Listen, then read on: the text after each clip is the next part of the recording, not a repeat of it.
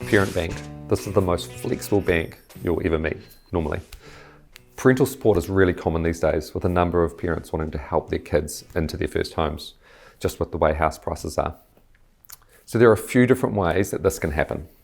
So the first is a gift. This is the most simple. So basically, if you're a parent, you give cash that can be used towards the deposit. And then all you need to do is a gifting certificate, which you sign, which states that it's an unconditional gift and it can't be repaid. The second is a loan. So you can loan money to your kids to help with their deposit. So typically, there are two key criteria for this sort of loan. So first is that it's interest-free, and the second is there's no repayments, and it's just repayable once the house is sold. You can put interest and repayments in, but then the bank will factor those in, and that can sort of negate a lot of the benefit of it. The advantage to this versus a gift is that it creates a layer of asset protection. So say you give some money to your child via a loan, and they're in a de facto relationship.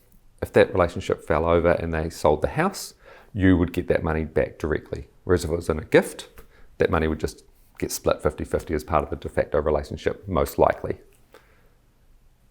So the third option is a guarantor. So guarantees used to be really big and scary because you'd guarantee the whole home loan. The banks have got really good at doing this now.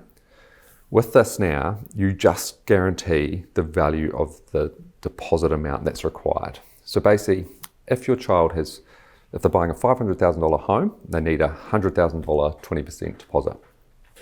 Let's say they have $40,000 in their KiwiSaver.